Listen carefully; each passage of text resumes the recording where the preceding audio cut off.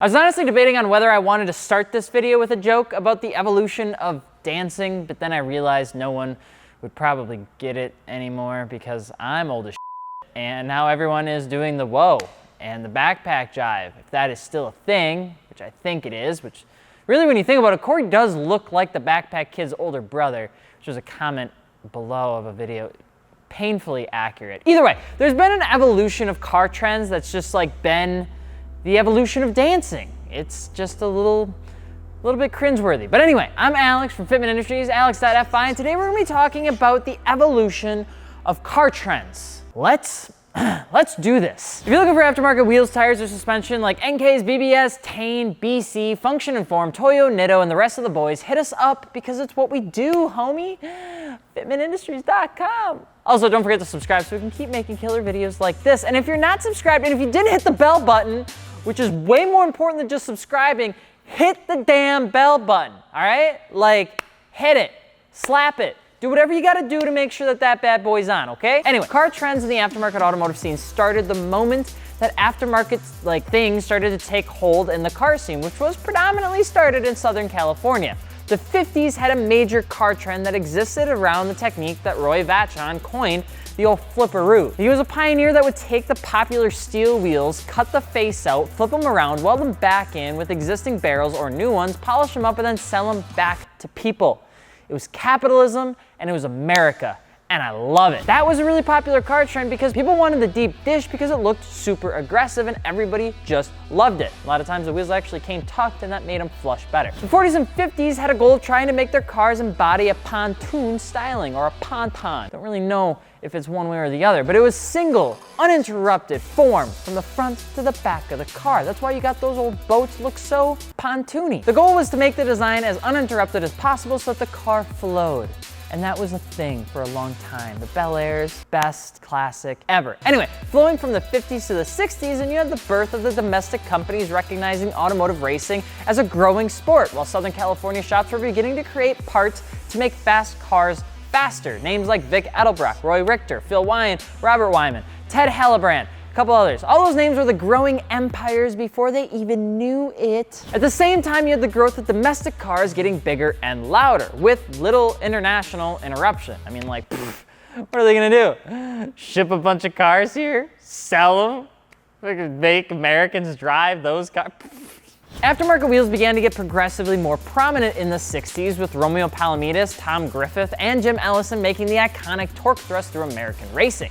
This was paired with the pony car race, which was the reason that the automotive American dream was born. Because if you were in the 60s and you didn't have torque thrusts, you were a loser. Then the 70s hit. Car trends in the 70s for America was just to not die. EPA got a hold of the soft spot and squeezed until Ford decided to pop out cars like the Pinto. Pretty graphic when you say it like that. Japanese cars began to get more heavily imported because lo and behold, they had these things called ships which could actually bring the cars from other countries into here.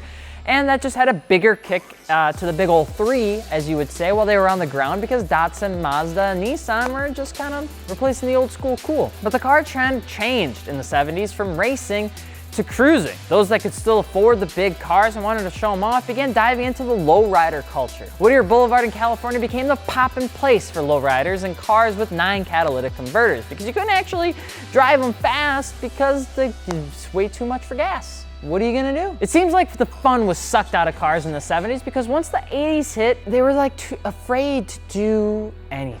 Car trends that littered the 80s were just pretty much like how many box-esque style shapes can I put on this car? Flat color profiles, confused markets, and just odd looking stuff came out of the 60s, and especially in this decade. But the aftermarket wheel scene was starting to grow, and the tire scene was shortly behind it because you had Koenig going live in 1983. TSW was following suit. Aftermarket wheels began to grow around the world with companies competing for the same platform now. I'm sorry, 1980s. I care about you, but just not many other people did. The 90s though, the 90s.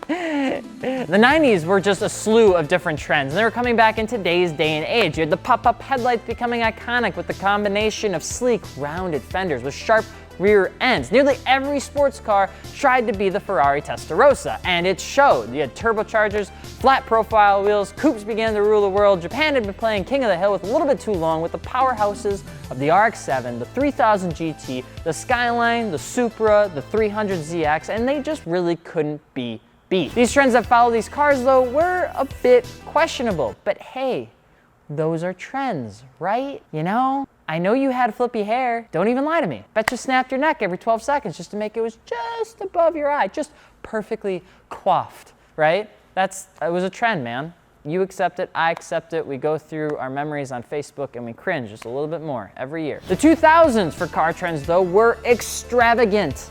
Neon, vinyl on the side of cars, bright colors, loudness. The trend was customization itself. How much could be done to these cars to make it yours? And even though we don't talk about it, we modified everything. I mean, like molded interior, speaker boxes, steering wheel covers, bright painted plastic pieces. The 2000s were quite the time. I was there. Anyway, it looked good. It looked totally good. Now we go into the 2010s. The decade began with everything having halo headlights, clear headlight taillights, and red-lipped wheels. Trends moved away from the extra, and for a while it went to like the everyday driver with clean setups. Everybody wanted to be a BMW or an Audi. Like anything BMW or Audi came out with, everybody else wanted to have on their cars. But then, like that one uncle that surprises you at Christmas time with a gift you didn't want, the changes reverted to some older styling. Trends started to go back towards the extra and crazy. Over fenders, crazy wings, aggressive setups, stuff that makes old people scoff like Clint Eastwood and Gran Torino.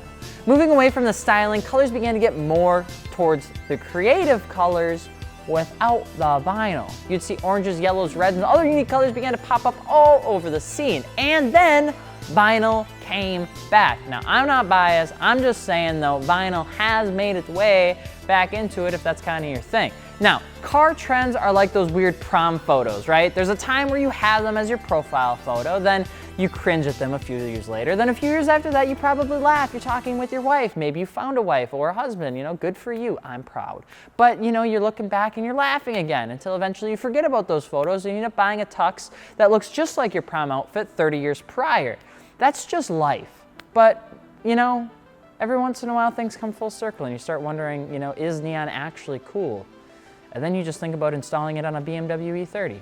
Anyway, what was your favorite car trend from your decade? Drop a comment below, and of course, the one car trend that never dies is proper fitment. Get yourself a set of aftermarket wheels, tires, and suspension from us, your boys and gal, because there's just Claire, I think, at fitmentindustries.com. It helps us make awesome videos like this, and it certainly is appreciated. Anyway, I'm Alex, and we will see you guys later. Peace.